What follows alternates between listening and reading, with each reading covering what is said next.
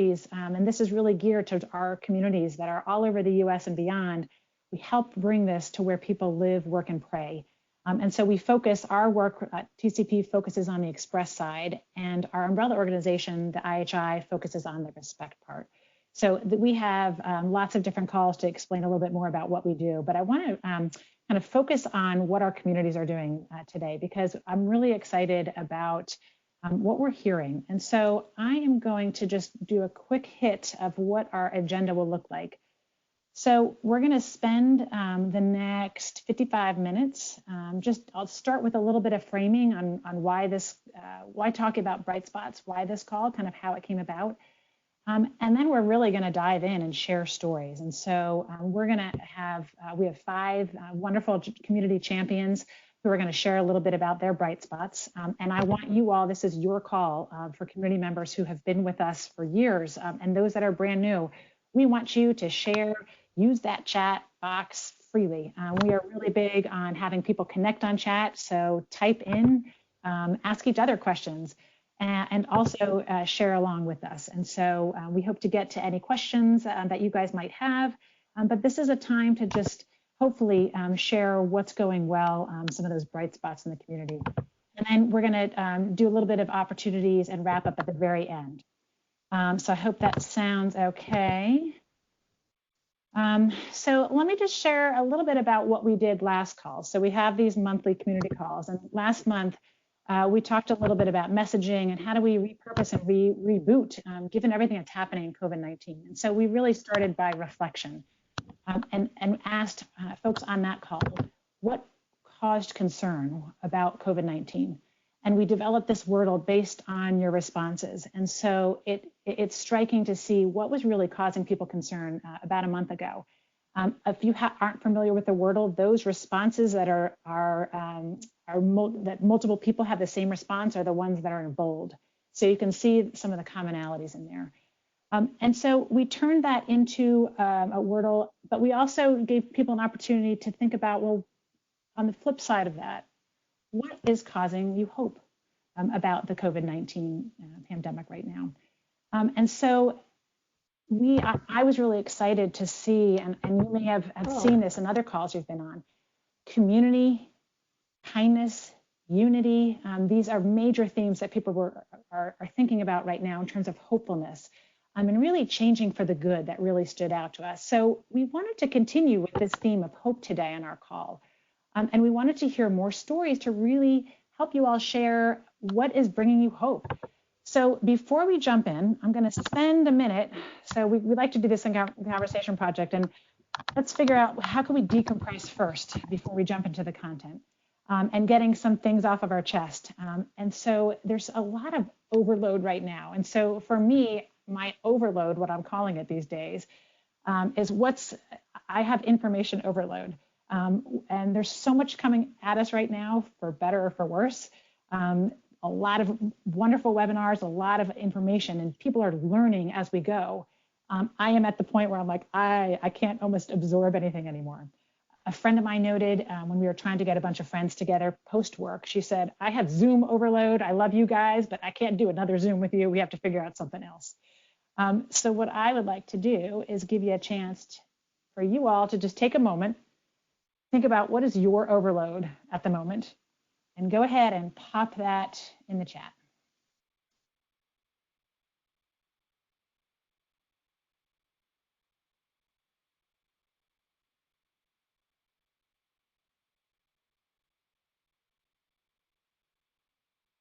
I see Zoom from Steve. And hi, Steve, it's great to see you here. Confusion, yep.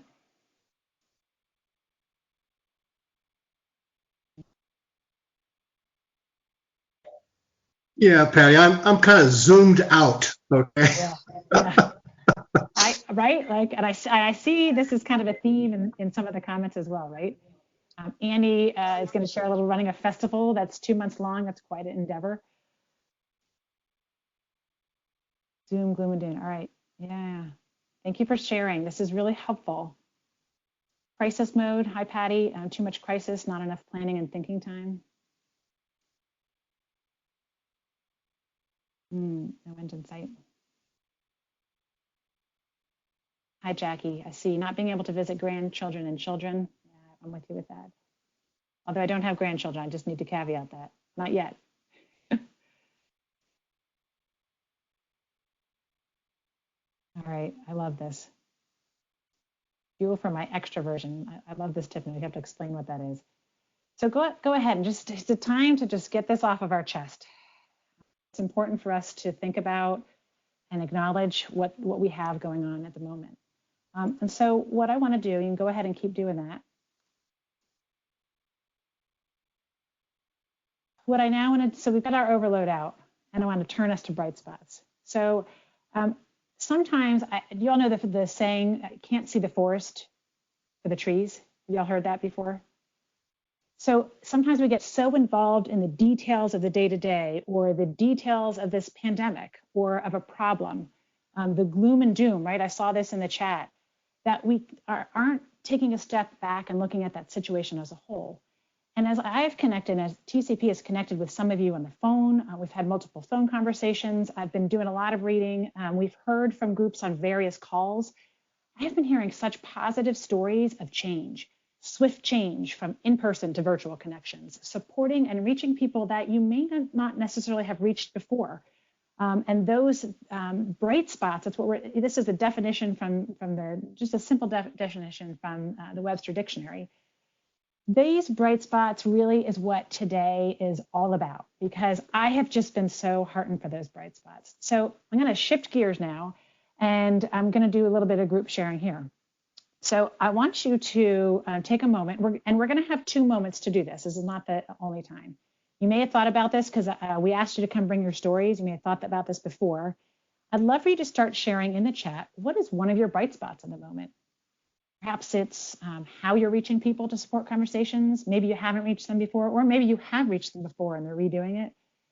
When I say conversations about what matters most to life, living, and care wishes, it may be a personal bright spot. The sky is the limit. So go ahead. I'm going to spend a minute on bright spots. You will have another chance later to do this. This is not your only chance. Let me just pause for a moment.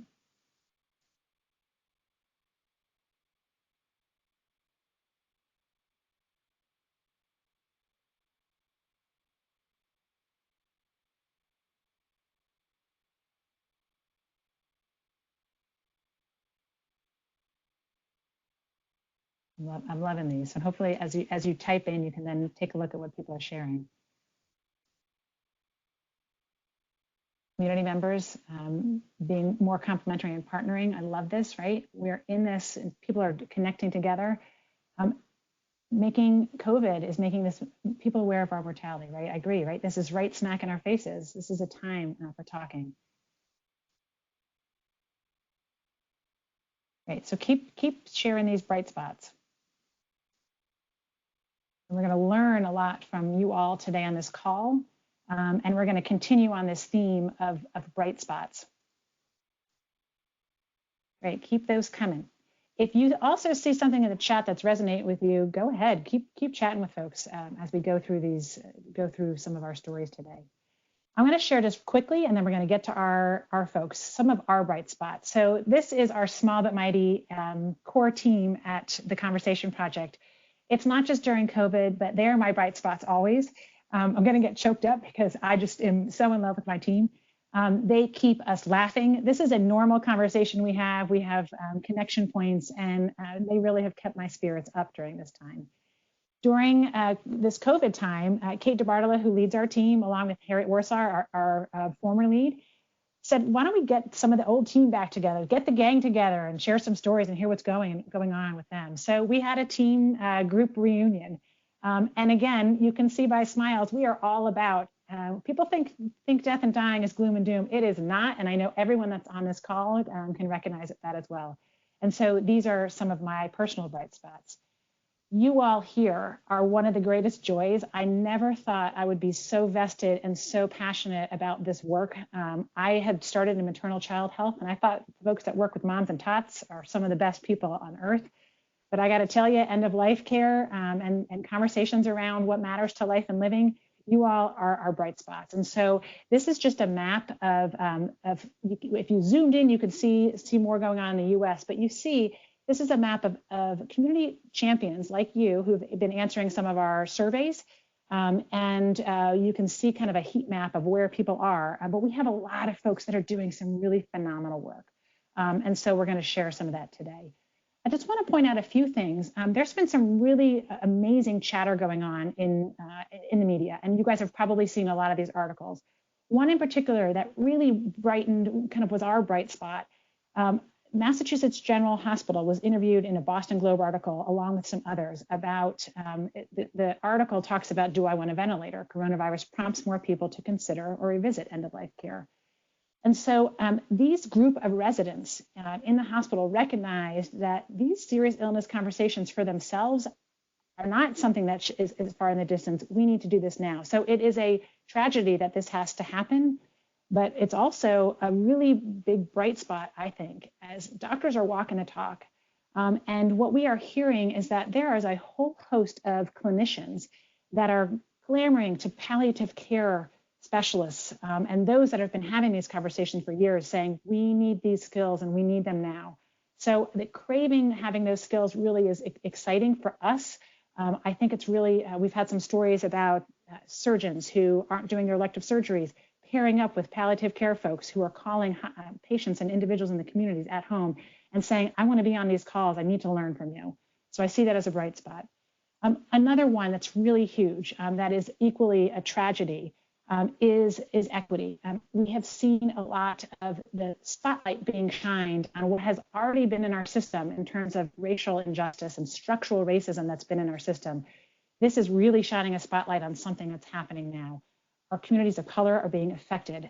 And so that tragedy, what I am saying is a bright spot, is all of a sudden it's not just the sheer volume on this. The sheer number of calls and organizations that are not just talking, but actually doing calls to action is something that I think is so incredibly powerful.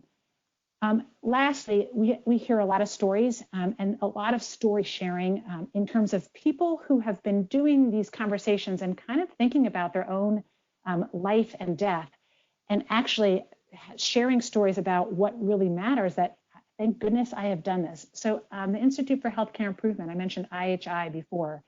They are an umbrella organization. They have a story sharing spot. I'm going to send you I'll show you the link later on in the call. This is a story that was shared by Tarlise Townsend. She was a patient in the hospital during COVID, but she had already had conversations, because she is a cancer patient as well, about life, what life and living was looked like to her. And it's a beautiful piece, that story that she shared about the work she had already done that really helped her through being in the hospital at this moment. So I encourage you to take a peek at that. Okay, I know I cruised through some of those stories, but I really want to get to the meat of our conversation today. And so what I would really like to do is now turn this over and offer some stories from some of our wonderful champions that are on the line today. And so I'm going to have them introduce themselves, but we're going to go through pretty rapidly four sets of stories. We've got 5 folks on the line that are willing to share, and I'm so grateful for all of them. So I am going to turn this over first to Reverend Sabrina Gray. So Reverend Sabrina is with the Bethel AME Church in Boston, Massachusetts, and she's going to share a little bit about her bright spots. So Sabrina, can you hear me? And let me just see if I can see. I hope you can hear me. Yeah, we can hear you. So go ahead, Reverend Sabrina, go ahead and share away. Great. Thank you very much. Thank you, Patty and Naomi, for doing this, because we really do need some bright spots right now. My name is Reverend Sabrina Gray. I'm an associate minister at Bethel AME Church in the Boston area in Jamaica Plain, where the pastors are Ray and Gloria White Hammond. And at our church, we have a ministry called Planning Ahead. Rosemary Lloyd came to Bethel 5 years ago and approached our pastors, who are both retired physicians, and asked if she could present Planning Ahead. And African-American culture a lot of times are not too keen on talking about death and dying, and they weren't quite sure how that would work out. But she said, yeah, come on, try it. And she came, and when they thought maybe 10 or 12 people would show up, over 40 people showed up. So we knew then that this was something that needed to be done. And Planning Ahead has certainly developed over the last 5 years. And the Conversation Project has been a major part of it. We have sessions where our members sign up and we go through the Conversation Project. We go through 5 wishes, and then we have a closing ceremony where we give everyone certificates and little trophies and thank them for starting the process. So that's a bright spot as it is. We've been doing Planning Ahead, I guess, now for the last 5 years, and this is our 5th year. And COVID-19 has certainly given us a new challenge, and we have taken on that challenge. We didn't say, well, because we can't sit together in groups that we can't do it. We now have the VPA, virtual Planning Ahead, where we're actually doing Zoom times when we are talking about, again, end-of-life care, end-of-life wishes.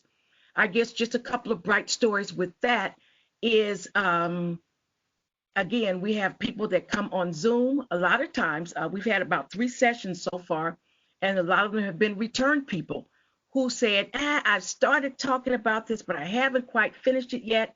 I know it's time for me to do that. So that brings us a real joy that people realize, and they realize with the situation the way it is, they need to make decisions and need to let others know. Another bright spot is this past Sunday, we had another session, being prepared in the time of COVID-19, and it was a couple. And I'm known at the church. I'm the coordinator of Planning Ahead.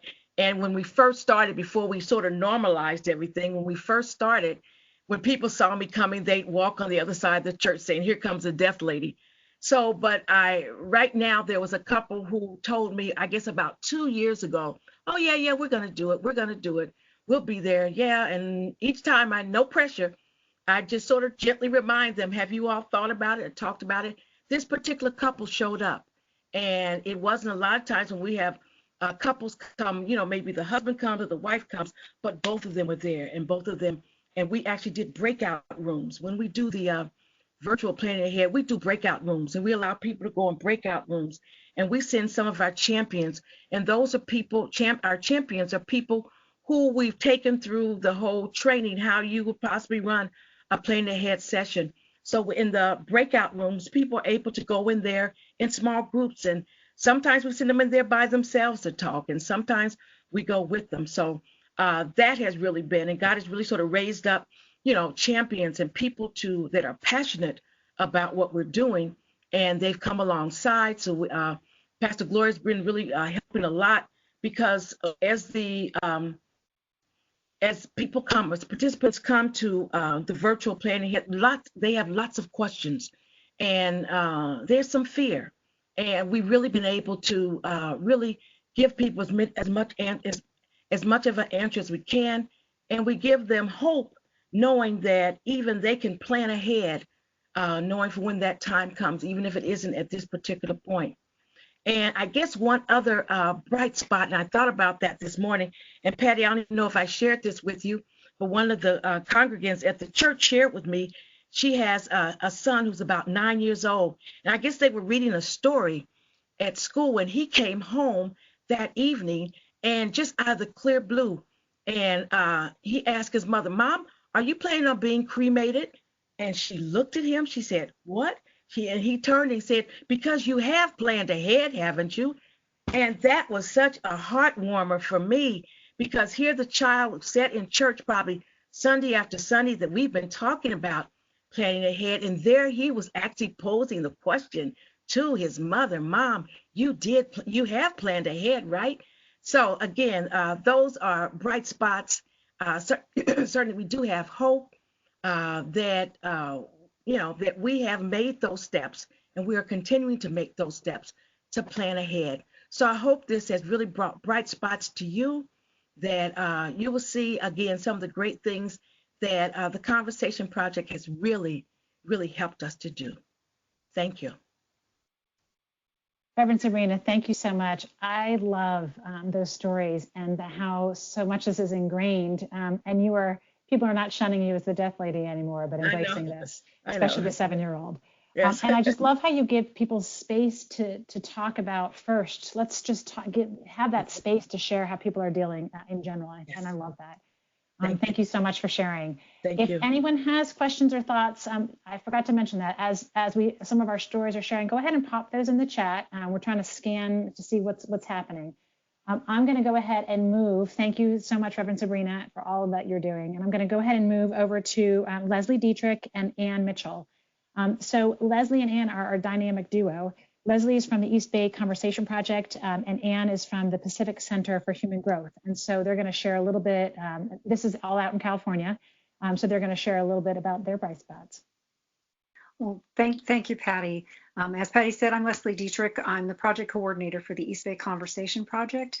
We're located on the eastern side of the San Francisco Bay Area, and we are a project of the Alameda Contra Costa Medical Association, so we serve those two counties, Alameda and Contra Costa, and have done so for the past 5 years. Late last year, we recognized that community awareness of advanced care planning was evolving, and it's grown quite a bit in the last few years. So we decided to offer in-person seminars on specific topics related to advanced care planning, and one of the first focuses will be on serving underserved communities. And the first we chose was in the LGBTQ. So I had the very good fortune to collaborate on this with Ann Mitchell of the Pacific Center for Human Growth. They're a wonderful Bay Area organization that has been providing support and services to the LGBTQ community since 1973. So they're very established. The goal of this particular seminar was to provide those who work with end-of-life planning in any capacity, to give them a better understanding of the particular needs and concerns that LGBTQ community members may have with that planning process. We had 3 specific objectives in that, and the first was to become familiar with the unique challenges the community faces with accessing medical care and interacting with the medical community. The second was to become familiar with the unique challenges the LGBTQ community faces as it relates specifically to healthcare planning, and to provide attendees with some techniques for acknowledging these different and supportive ways. With Ann's connection, fortunately, we put together a panel of 3 plus a terrific moderator. All of them were members of the LGBTQ community, and they each had a different perspective, though, from professional and personal experience. And I'll share a little bit more about that in a moment. 2 minutes for you, Leslie. Pardon? 2 minutes for you, Leslie. Thank you. I'm good. The seminar was scheduled for the evening of April 2nd, and everything was moving along fine. And then on March 16, the governor of California announced the San Francisco Bay Area shelter-in-place orders. So everything went up in the air. My first reaction was, oh, no, we're going to have to postpone. We can't ask the panelists to jump to virtual format when we don't quite know what that's going to look like. And fortunately, Ann approach, and she said, let's. And every one of them said, hey, I'm game. So we jumped into new territory. There was a flurry of logistical prep over a couple of weeks, and just a few pointers of what we did to help that happen. Because there are limitations between the moderator and panelists communicating in a virtual format, we paid special attention to advanced preparation with the flow and helping everyone maintain focus. To help with that, we asked the panelists to provide 3 pieces of information to help the moderator frame her approach. 1, describe the intersection with your subject. 2, what is it that you most want to get across to the audience? 3, please share some questions that are relative to your expertise. So then, to avoid confusion during the seminar, Ann Mitchell collected the questions in the chat, and she refined them and fed them to the moderators.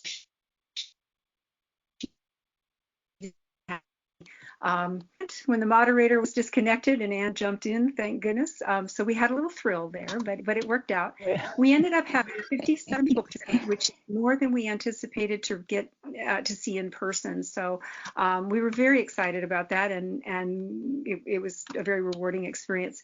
So going forward, we now know that offering this educational information virtually, it works well if you have enough prep and coordination. And we'll be working on others that will enable us to reach more people now.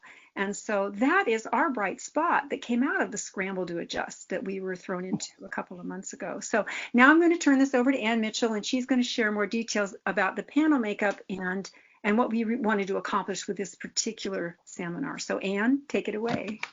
Thank you, Leslie.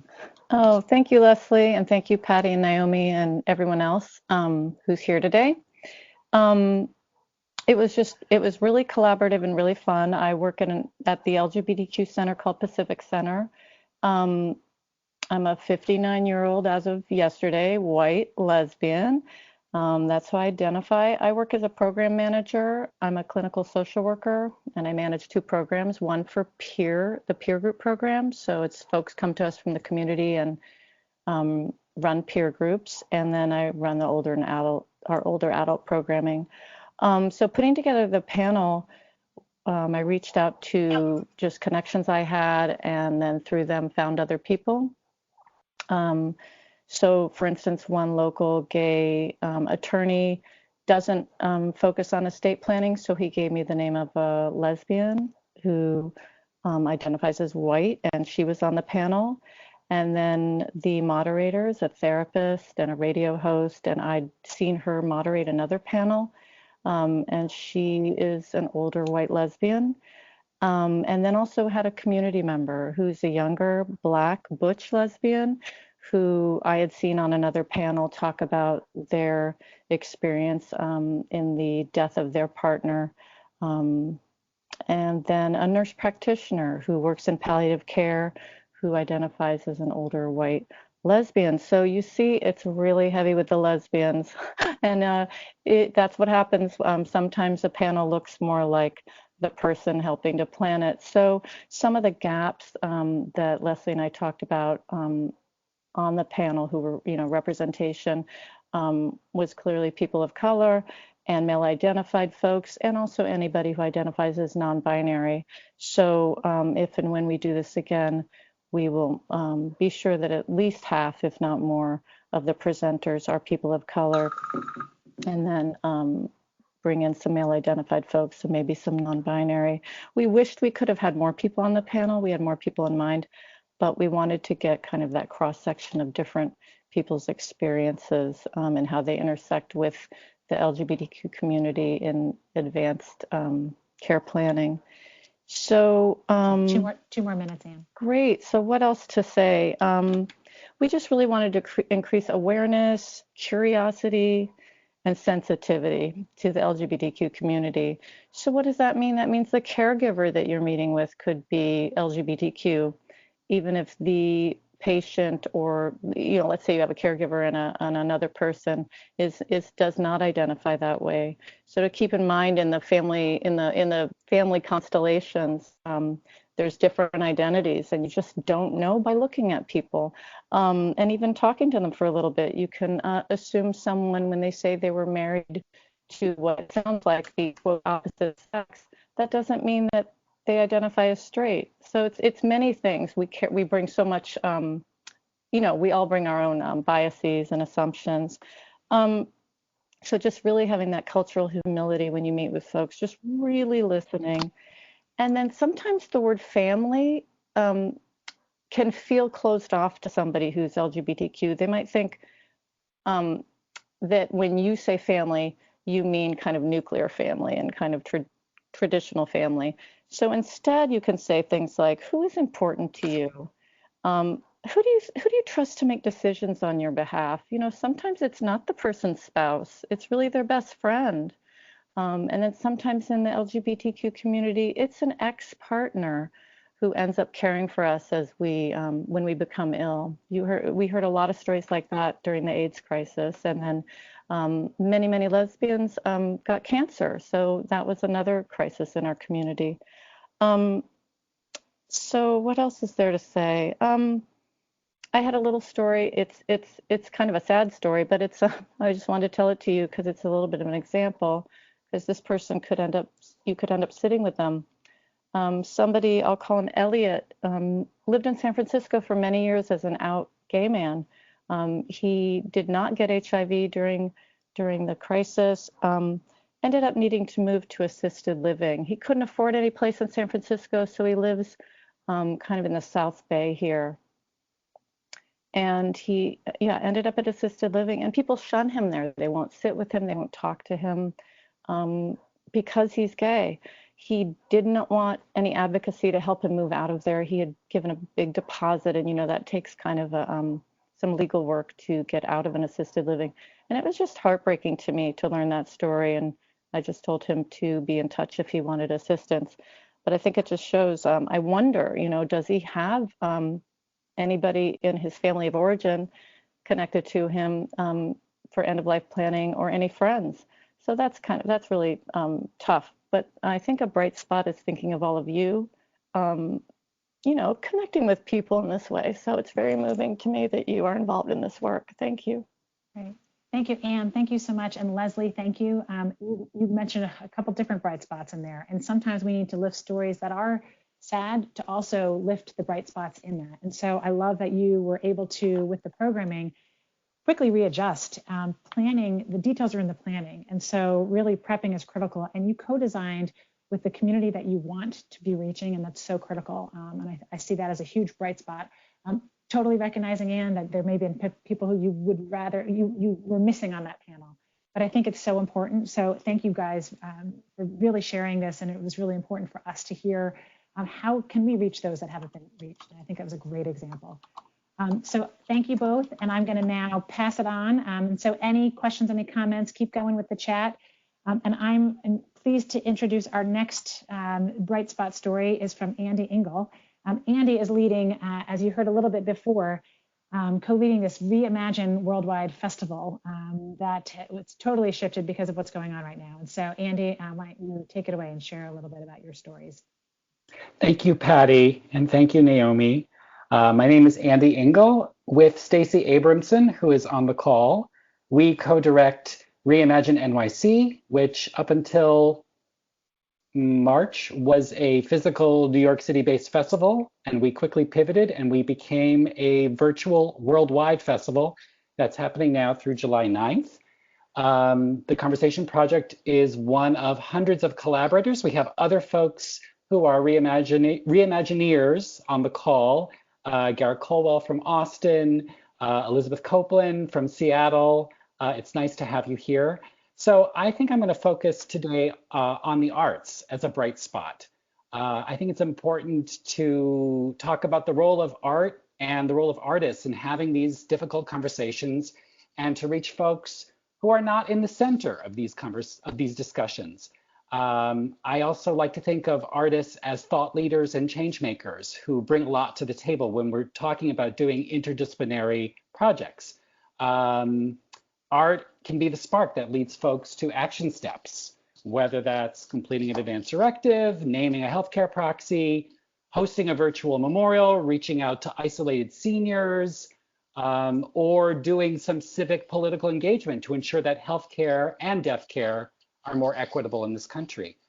We kicked off the Reimagine Festival a few weeks ago with a Music of Healing concert that was in partnership with the Chinese American Coalition for Compassionate Care. Some of you may be familiar with this California-based organization, but they are also training volunteers in New York to help the Chinese born and the Chinese American communities to do advanced care planning. Like Reverend Sabrina said, this is another ethnic racial group that has a lot of taboos around death talk. So we were happy to partner with the Queens Public Library and a wonderful New York City-based band called Baban did a traditional virtual concert for us. We had our Reimagine intention translated into Chinese. It was bilingual. I promoted some of the workshops that are happening later in the festival with Chinese American Coalition for Compassionate Care. So I'm hoping that that spoonful of sugar led to people to enroll in some of these planning workshops that CACCC offers.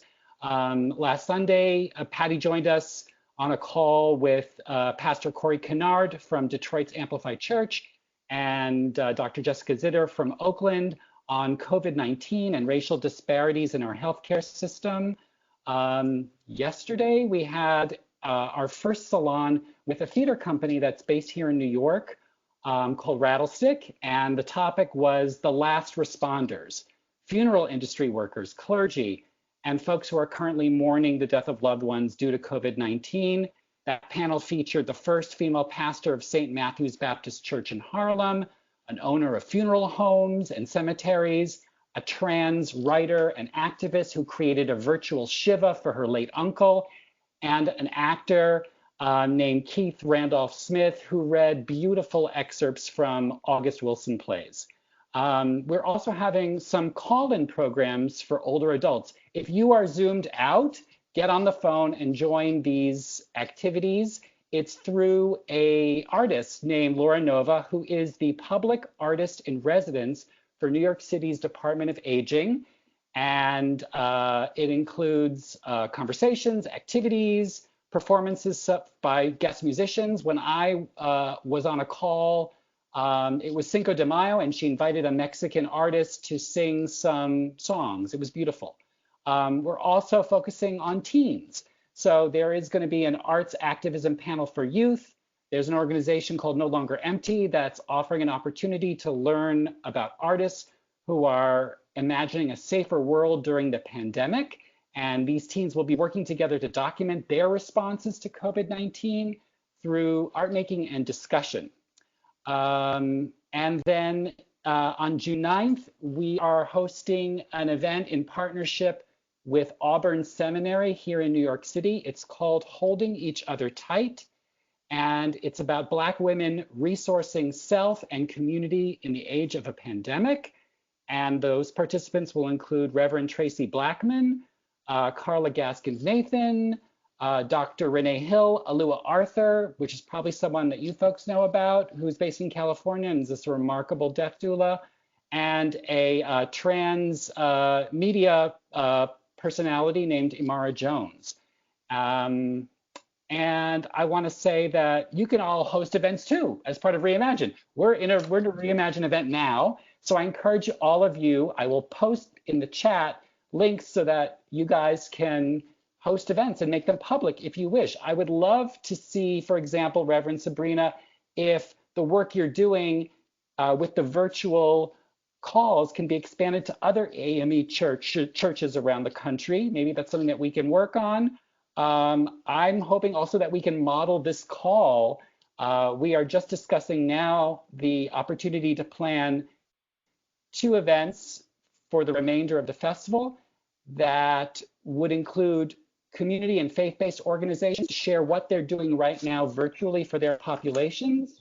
It's a struggle that we've had at Reimagine, in that many of our nonprofits and our community-based organizations are, they're just struggling to feed people right now. So we have to figure out ways for them to be part of this conversation and do some listening. Thank you so much. Super. Annie, this is phenomenal. And you've shared that there's no one way, there's no one right way. There's a little bit for everybody. I love the fact that it's also, you're tapping into existing groups. And that's a big thing. There's so many people doing something out there. And I love how this Reimagine has brought this together.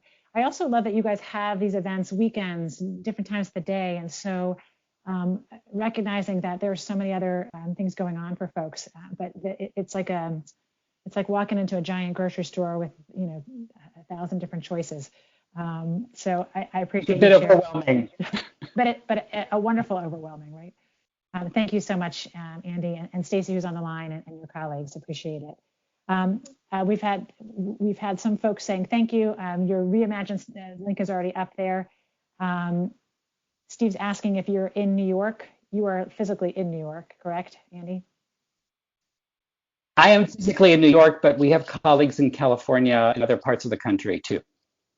Great. Okay, I'm just scanning to see if any other questions. Super. So I am going to now move on. Thank you for sharing. I'm going to move last but certainly not least to Tiffany Callender. Tiffany is a fantastic champion who works with Horizon Foundation that is leading with multiple partners, a phenomenal representation in Howard County, Maryland, called Speak Easy Howard. So I'm going to have Tiffany go ahead and share a bit of bright spots from her. Sure. Absolutely. Thanks, Patty. Sure. I'll have a couple of images in a moment. What I would like to do, though, is actually talk a bit about a personal bright spot in this time, and then actually share a bit about a pre-COVID bright spot that might be a bit of shared learning for everyone, and then talk about some things that we've experienced lately. So my personal bright spot, my coworker who's on the line has heard this many times, but I was able to get married at the beginning of March and actually have the event and have everybody come. And thankfully no one got sick, because retroactively we might not have done that had we known better. But at the time it was safe, and thankfully everyone was healthy. So that was my personal bright spot before things really did change. So thank you. So I want to talk a bit, and I'm going to put our campaign's website into the chat. Thank you, everyone. Congratulations. And then my coworker. Yeah, so we're putting our campaign address into the chat. Speakeasy Howard is a public-facing advanced care planning campaign located in Howard County, Maryland. We're right in between Baltimore City and DC, and we are our foundation, Horizon Foundation. Our mission is to serve individuals within our county. And so for a few years, kicking off in great partnership with the Conversation Project, we've launched this campaign around encouraging residents to plan. And really the ask of the campaign is for individuals to name, as a kind of first step, name their healthcare agent. We really wanted to focus people on taking that step.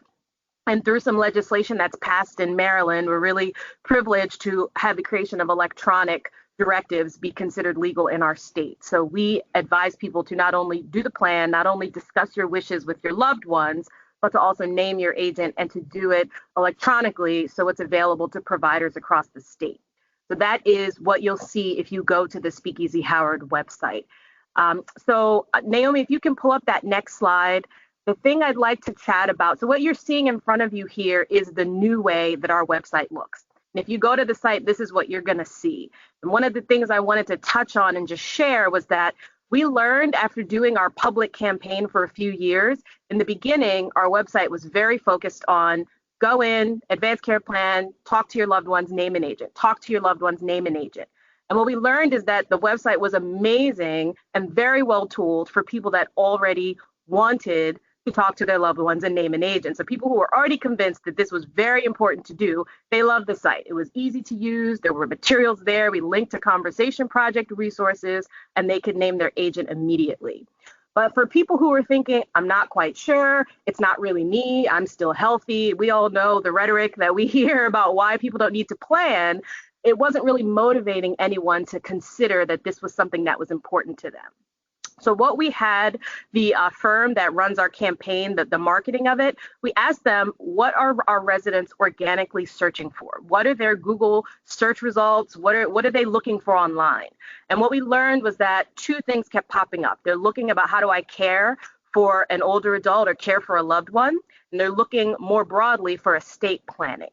So if you go to the next slide, Naomi, what we did was then we retooled our website. And we said, okay, you're already out there looking about how to care for an elderly parent or a loved one. We're going to give you content that's relevant to what you already are searching for. We're going to meet you where you are and say, here are the actual resources from our county. We went to our Office on Aging and asked, what do people need if they're caring for a loved one? And that's what we now embed into the site. And now you're going to see the first thing we're going to tell people to do is to name your agent, because that's still what we want them to do. No matter what, that's still what our ask is. But what we've done is package it in a way that we are gaining some brand credibility by providing some information that people are organically searching for. And then if you go to the next slide, the second area that people were searching was the idea of how do I plan? How do I get my affairs in order? So again, we're connected with our local estate planning council. We're connected with our attorney general for the state. And we said, what's some valuable information that people could use? We provide that on the site, but the first thing we're going to tell you to do, name your agent. So just wanted to kind of point out that was an early bright spot, kind of the pre-COVID period that we really learned a lot from.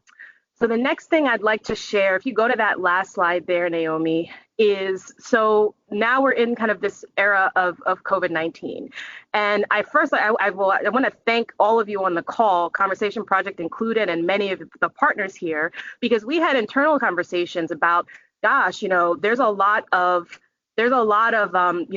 articles out there. People were reading articles that said, what if someone chooses ventilation or intubation, but a hospital doesn't have the resources to provide that? That's a scary scenario. So should we not talk about advanced care planning at all? Maybe we should be completely silent. There was a lot of question about how to lean into this space, considering there were some of those articles and fears out there. And we were able to look to the community and look to our partners and say, no one's being silent right now. People are leaning in and saying, now is the time to plan. This may be something that happens to your family. This interaction with the healthcare system is a possibility. So I applaud all of you and thank you for kind of being in this space alongside with us, because it helped us have a direction on where to go. And so what we've done is, if you go to that Speakeasy Howard page, we have a little bar at the top now, and it says what to do if you might have to interact with the healthcare system. It's very focused on the current situation right now. You see it there in the screenshot. And what we decided to do is keep it very simple. We put out a call to some of our local partners and kind of ambassadors and said, are any of you willing to help us make this personal stories video that encourages your other residents and partners to plan? Would you be willing to do that? Thank you. And within a day or two, we had about 8 people that said, this is important to me. I'm passionate about this. It's a personal story. I would love to make a video that encourages people to plan, to name their agent, to prepare for their interaction with the hospital system. So it gave us a lot of encouragement, and we're extraordinarily grateful to our partners who were willing to kind of jump in. And that's the videos that you see on the site now. So we have a very quick hit, 6-step. What if you can't avoid the hospital right now? Here are some things to do. Think about self-care. Check to see if your elective procedure is still scheduled. There's different things that we encourage people to do. And the people who are the spokespersons are our real life Howard County folks that care about this topic. So kudos to you all for being in this space. Thank you for your partnership, and huge thank you to our local ambassadors who care about this as much as we do. Super. Tiffany, thank you for sharing. And of course, I just have to reiterate the congratulations. I'm so excited for you guys. Thanks.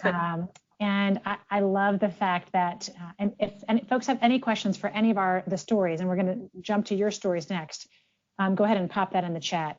I do love that you all went on this process of discovery and meeting people, what are your needs, and finding out what they needed. And that co-design and the videos that are from people who really want this to go forward, and those stories really connect. And so I love that you guys really designed this with your partners and those on the ground. So thank you so much for sharing, and thank all of you for sharing those stories. I'm just going to take a peek over here. So what I'm seeing in chat, Roseanne, maybe you can clarify in the chat a little bit. You asked a question about anything in Miami. I wasn't sure if that was for Reimagine or if you're looking for groups in Miami. So why don't you just chat and let us know who or what you're looking for, and we can see if we've got something for you. I see in chat, well, let me pop to the next slide. I'm going to spend the next 5 minutes. So we're coming towards the end of our call, but I do want to have a chance to flood the chat, as I mentioned before, with your bright spots. So I've seen a couple pop in, and I'll share some of what I'm seeing. But I do want to give you guys a chance. Now that you've heard some stories here, what are your bright spots? Maybe you've had a chance to think a little bit about that. Maybe something tickled your mind as you heard some of these stories from here. It could be how you're reaching people to support these conversations about what matters most. It could be something about that's made a real big difference in your community. I want to just spend a few minutes of quiet and let you go ahead and share some in the chat. So I'm just going to go ahead and flood the chat. We're going to keep an eye on it, and I'm going to stop talking and let you guys kind of process. So go ahead and pop anything you can into chat.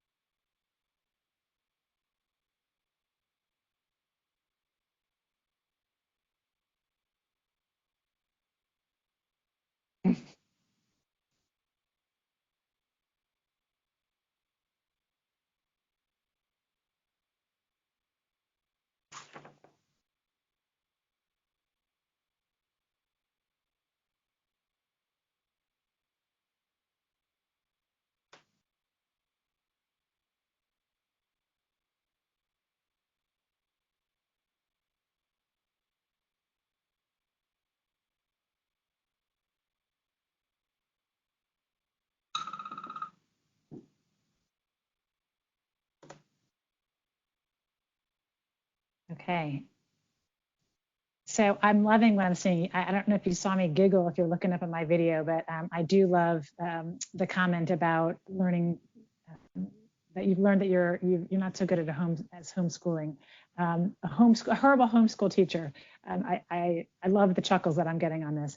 So what I'm seeing is a lot of really both supporting coworkers in healthcare, supporting coworkers. I also see that Amanda and Jackie, Amanda from TCP Boulder, and Jackie Dinterman from Frederick Memorial, talking about working with long-term care facilities or skilled nursing facilities, supporting not just staff, but families, patients, and those connections. So I see some good connections here.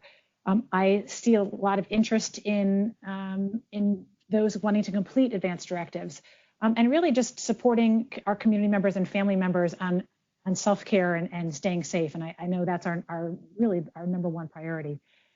Earlier on, I did see Patty Moore was looking for connections on hearing more about other groups that are presenting advanced care planning workshops online and Zoom. And I know some groups are doing that. So if you're doing that, go ahead and connect with Patty Moore from Martha's Vineyard Healthy Aging. There's some great stories that I know of people who are doing workshops, as you heard from Reverend Sabrina, online and doing those breakout groups, which I love. So thank you, everybody, for sharing. And one of the things that I love seeing is that we are recognizing that it is a time to also support those that are grieving. Sorry, I need to rephrase that. I don't love seeing that.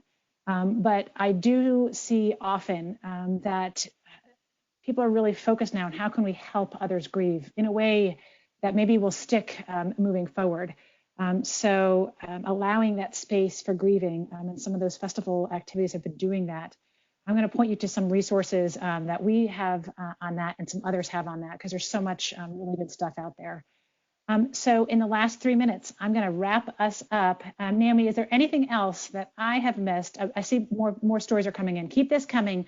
We're going to share the slides, the chat, and pull together some, hopefully a summary on this. Naomi, did I miss anything else? Just one more thing is we would really appreciate feedback. We always look to people's comments about how we can improve our future calls. So I just threw in the link to our survey that folks can fill out after this call. So just, you can click on it here, and it will also be included in the follow-up email that we plan to send out. Awesome. Thank you, Naomi. So you'll see that link in there. So stay with me. We got 2 more minutes. I'm going to share a little bit of opportunities and some ways to keep connected. If you aren't already connected with us, and you're on this call, so you are, we hope those that might be new continue and stay with us. So let me just do some rapid sharing here. We have, because I'm seeing some great connections. I love that Patty and Elizabeth are connecting here on chat. I see some emails being shared. We have a Facebook group for those that are on Facebook and willing to give it a shot for community champions. So it's really geared towards community members who are helping those within your community to have these conversations, whether it's something at a small scale or at a large scale, like we heard from Tiffany, or Reimagine. We welcome you to join that champion group. We want this space to be yours so you can share ideas, share connections, and then you can connect offline. You don't need us, but this is a space for you. The link is on there, and we'll send that in the follow-up in email as well. Here's some information on the Reimagine virtual festival that Andy shared. You can participate as a participant and just do this for your own good. And then you could also do something great. And as Andy mentioned, you could link some of your work as a host of an event. Other resources, I listed some here, and you're going to get these slides and links. We have some blogs. If you haven't seen, one of our wonderful colleagues, Kelly McCutcheon Adams, wrote a 2-part series blog on ritual and grief in the time of COVID. I really encourage you to read that. It's really thoughtful pieces that she did.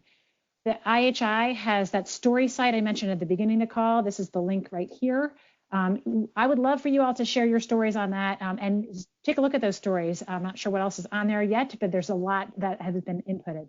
They also have some COVID resources for those on the healthcare side that might be of use to you. There's also a white paper on death, grief, this picture here, and funerals in the time of COVID through a COVID-19 Relief Coalition. It's a global coalition. If you check that out, there's some really good resources on that webpage and a white paper. We have a national forum coming up. IHI is hosting a forum. It's going to be a hybrid, virtual and in-person. Connect with me if you're interested. This is a really good opportunity to shine and have your work being connected with others. And so we encourage you to take a look at that. I'm cruising through this. And yes, you will have a copy of all these slides when we go through. Thank you for sticking with me. Here are some other ways to engage with us on social media. We want to hear from you. We want to retweet and share with you. We've got a map of people who are doing things on our webpage. It's on our Get Involved tab. So if you go to our website, you can see that. And then you can sign up for our newsletters if you're not already on there and want some more information. We got lots of information, and hopefully not like me, you don't have information overload. So I thank you all. One last quick shout out, just a heads up, and we'll send some more information in our newsletters about this. CMS had some waivers that have been happening, some good and some that we're kind of wondering what's going on because the Patient Self-Determination Act was kind of taken off the plate. So we're working with CTAC. CTAC is a fantastic policy organization. We'll have more on that. So just stay tuned for that. But conversations on audio, on the phone for advanced care planning are being reimbursed, which is a really positive thing. A last thing, thank you to our funders who fund this. And as Naomi mentioned, that survey, she has that link in there. If you can take the survey, we're going to send it out through our follow-up. We really appreciate feedback. Thank you for sticking with me and my quick hit wrap up. And we hope to see you and hear from you next month. But please keep connected with me. I don't think I have my email, but I'm always here for you. So thank you all to everybody. Thank you, Naomi, for hosting us, and have a great end of every week.